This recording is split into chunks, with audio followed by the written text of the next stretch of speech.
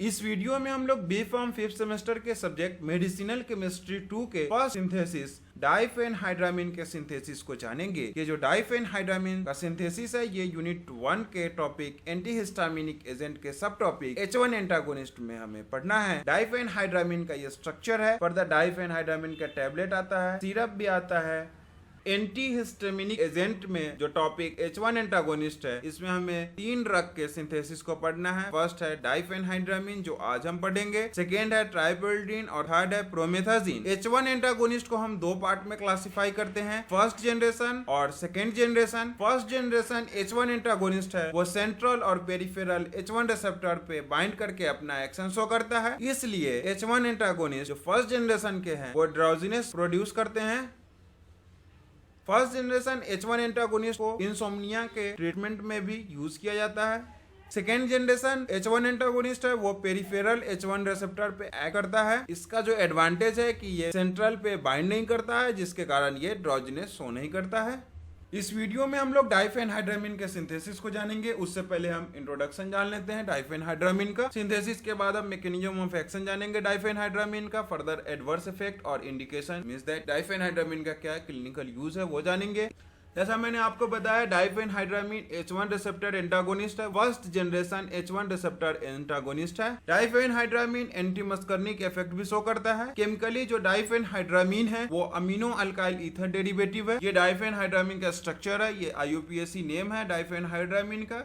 अब हम सिंथेसिस जानते हैं डाइफेनहाइड्रामीन का। जो स्टार्टिंग मटेरियल है डाइफेनहाइड्रामीन के सिंथेसिस का वो है बेंजोफेनॉन। बेंजोफेनॉन का जब क्लेमेंसन रिडक्शन होगा जिंक के प्रेजेंस में तब हमें डाइफिनाइल मीथेन मिलेगा। जनरली जो क्लेमेंसन रिडक्शन होता है इसमें अल्डिहाइड या कीटोन रिड्यूस होता है अल्केन में। अब जो हमारा ये इंटरमीडिएट है डाइफिनाइल मीथेन, इसका फर्दर हेलोजिनेशन जो ब्रोमिनेशन होगा वो हम करवाएंगे डाइब्रोमीन को यूज करके। डाइब्रोमीन को यूज करके जब डाइफिनाइल मीथेन का हेलोजिनेशन होगा तब हाइड्रोजन ब्रोमाइड का रिलीज होगा, लाइट के प्रेजेंस में होगा। हेलोजिनेशन के बाद जो हमें इंटरमीडिएट मिला उसका नाम है ब्रोमोमिथिलीन डाइबेंजीन। फर्दर ब्रोमोमिथिलीन डाइबेंजीन को हम रिएक्ट करवाएंगे 2 डाइमिथाइल अमीनो इथेनॉल से। ये जो रिएक्शन होगा वो सब्स्टिट्यूशन रिएक्शन होगा, बेस जैसे सोडियम हाइड्रोक्साइड या पोटेशियम हाइड्रोक्साइड के प्रेजेंस में होगा। टेम्परेचर जिस पे रिएक्शन होगा वो 140 डिग्री सेल्सियस रहेगा। जब रिएक्शन करवाएंगे तो फिर से हाइड्रोजन ब्रोमाइड का रिलीज होगा और हमें जो डाइफेनहाइड्रामीन चाहिए वो हमें मिल जाएगा।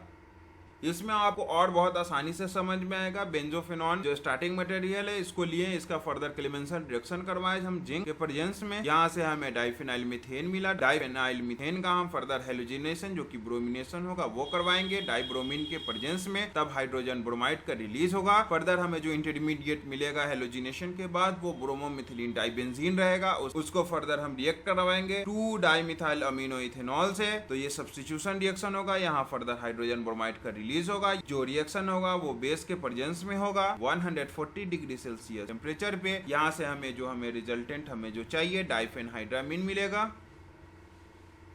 अब हम मैकेनिज्म ऑफ एक्शन जानते हैं डाइफेनहाइड्रामीन का। डाइफेनहाइड्रामीन H1 एंटागोनिस्ट है जो कि H1 रिसेप्टर पे बाइंड होता है और हिस्टामिन के इफेक्ट को इनहिबिट करता है। डाइफेनहाइड्रामीन H1 रिसेप्टर को ब्लॉक कर देता है। H1 रिसेप्टर के ब्लॉक होने के कारण वहां पे हिस्टामिन बाइंड नहीं कर पाता है, जिसके कारण वेस्कुलर परमिएबिलिटी कम हो जाता है और प्रोराइटिस भी कम हो जाता है। हिस्टामिन बाइंड नहीं हो रहा है H1 रिसेप्टर पे तो हिस्टामिन अपना एक्शन नहीं शो कर पा रहा है, जिसके कारण एलर्जिक रिएक्शन में कमी आता है। जो डाइफेनहाइड्रामीन है ये फर्स्ट जनरेशन H1 एंटागोनिस्ट है। ये ब्लड ब्रेन बैरियर को पार कर जाता है और H1 जो सेंट्रल नर्वस सिस्टम में रिसेप्टर प्रेजेंट है उस पे एक्ट करता है, जिसके कारण ड्राउजीनेस आता है। डाइफेनहाइड्रामीन है ये मेडुलरी कफ सेंटर को भी सप्रेस कर जाता है। डाइफेनहाइड्रामीन कॉम्पिटिटिव एंटागोनिस्ट है मस्कर्निक एसिटाइलकोलिन रिसेप्टर का, इसलिए हम डाइफेनहाइड्रामीन को एंटी पार्किंसन मेडिकेशन के तौर पे यूज करते हैं। जो जनरल एंटी पार्किंसन मेडिकेशन है वो है लेवोडोपा, कार्बिडोपा,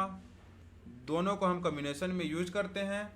अब हम एडवर्स इफेक्ट जानते हैं। डाइफेनहाइड्रामीन डिजीनेस होगा, डाइफेनहाइड्रामीन को यूज करने के बाद ड्रोजीनेस होगा, ड्राइनेस हो जाएगा माउथ का, ये एंटी मस्कर्निक इफेक्ट है। उसके बाद फैटिक होगा, हेडेक होगा, इम्पेयर्ड कोऑर्डिनेशन, वॉलेंटरी मूवमेंट में एब्नॉर्मलिटी आ जाएगा। उसके बाद erectile dysfunction, further photo sensitivity, उसके बाद ड्राई म्यूकस मेम्ब्रेन और यूफोरिया, ये सभी एडवर्स इफेक्ट है डाइफेनहाइड्रामीन। अब हम क्लिनिकल यूज जानते हैं H1 एंटागोनिस्ट डाइफेनहाइड्रामीन का। डाइफेनहाइड्रामीन को हम स्नीजिंग के ट्रीटमेंट में यूज करते हैं, रनी नोज को कम करने के लिए, फर्दर इची या फिर वाटरी आई को ट्रीट करने के लिए, नोज या थ्रोट के इचिंग को भी ट्रीट करने के लिए, इंसोम्निया को ट्रीट करने के लिए भी हम यूज करते हैं डाइफेनहाइड्रामीन को, क्योंकि ये सेंट्रल नर्वस सिस्टम के H1 रिसेप्टर पे भी एक्ट करता है। Pleuritis, urticaria, insect bite, allergic rashes, nausea और कफ में भी हम यूज करते हैं डाइफेनहाइड्रामीन को। कफ में हम इसलिए यूज करते हैं क्योंकि ये सेंट्रल नर्वस सिस्टम में जो मेडुलरी कफ सेंटर है उसको ये सप्रेस कर देता है, इसलिए इसको हम कफ में यूज करते हैं, सप्रेस